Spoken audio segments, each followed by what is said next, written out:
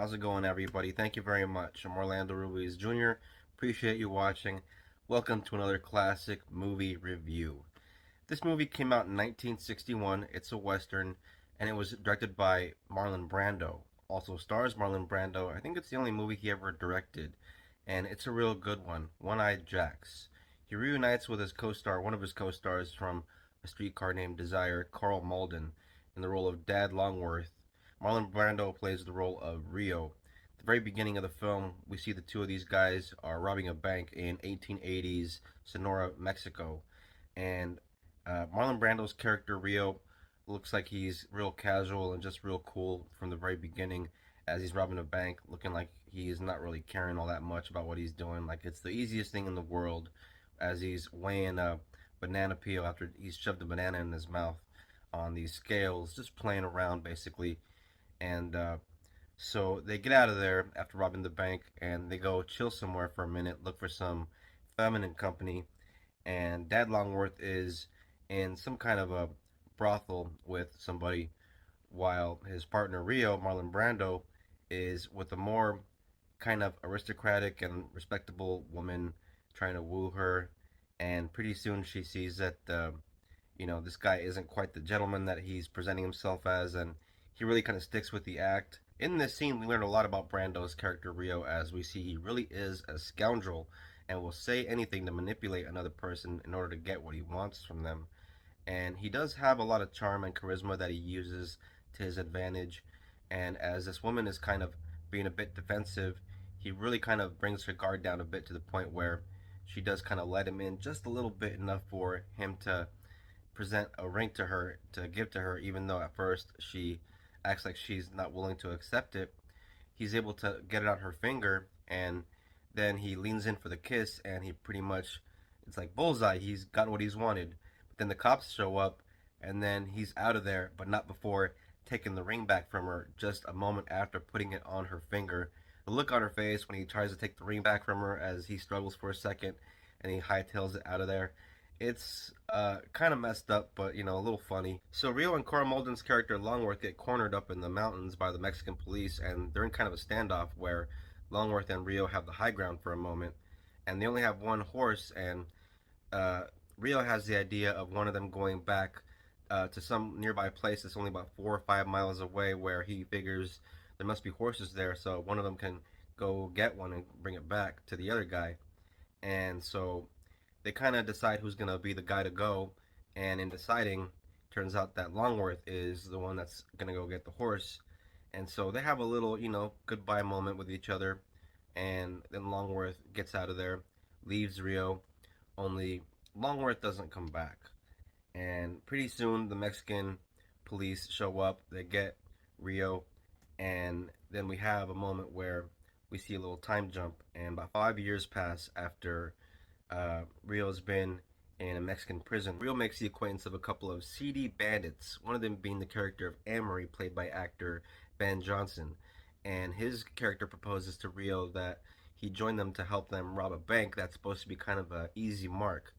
And the clincher that really kind of seals the deal is this bank is in a town where Karl Malden's character Dad Longworth, who left Rio for dead basically 5 years earlier, he happens to be the sheriff in this town.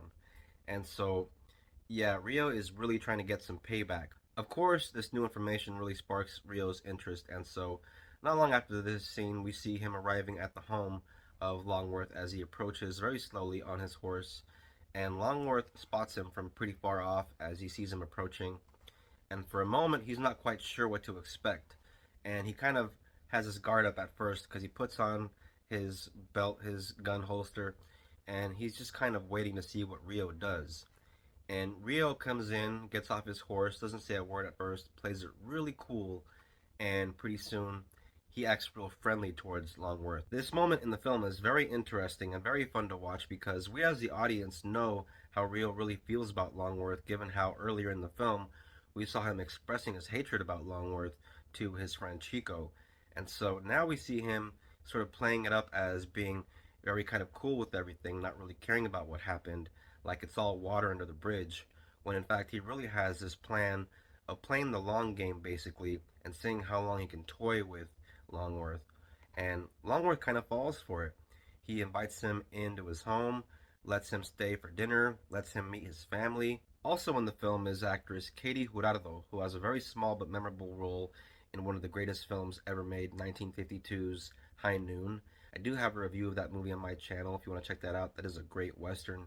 And in this film, she plays the role of Maria, the wife to the Longworth character.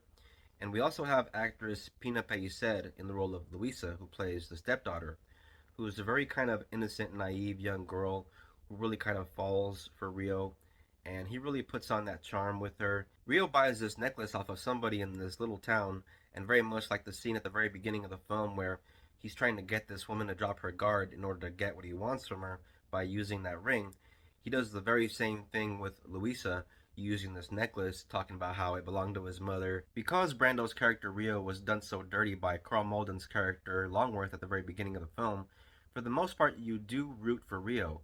But the film makes you question every now and then, why am I rooting for this guy? There are times when we're not sure exactly what his motives are, and every now and then you just question his actions. And that's one of the great things about the film. You're not sure exactly what his plan is. Marlon Brando gives a great performance in this film in the role of Rio. It's one of my favorite Brando performances, and for me, it's one of my favorite characters he's ever played. It is a very memorable character, and it doesn't feel like your typical Western hero that we saw in a lot of Westerns from the previous decade of the 50s. This guy is more of an anti hero, and you really do question at times, rooting for this guy, but that's part of the fun of watching the movie. We see him do something kind of questionable, and then every now and then we see him kind of do a good deed, like the scene where he is in a bar and there is a guy that's being very abusive towards the woman, and he stands up for this woman and beats this guy up to the point where it gets him involved in a shootout. He ends up shooting this guy dead in self-defense, but then pretty soon Karl Malden's character Longworth, after being all buddy-buddy with his old pal Rio, decides he's going to put on his sheriff pants, and then pretty soon it gets very interesting between these two characters. And I don't want to give away the rest of the film because I don't want to spoil it, of course, for anyone that hasn't seen it. But if you want to check this movie out, it is definitely one of those lost gems that I highly recommend. This is a 4-star movie. This movie being a Western, it does have its share of action scenes. So to some people, it might feel more like an action movie because of those moments. But for the most part, I think of this movie as a drama in a Western setting because it is more of a character driven film.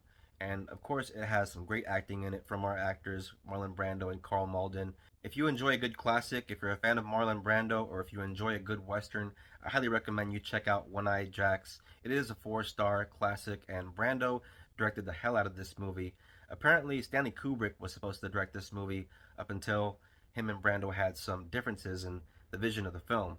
As a movie fan, I am a little curious to know what Kubrick's version would have been like had he directed the film, but overall, I am very pleased with the end results. This is a very entertaining and very fun watch. Highly recommend it. One Eye Jacks, you should check it out. You can find it on streaming, but every now and then it's kind of hard to find because it is one of those very lost kind of movies that you don't hear about every now and then, which is why I wanted to talk about it on this channel.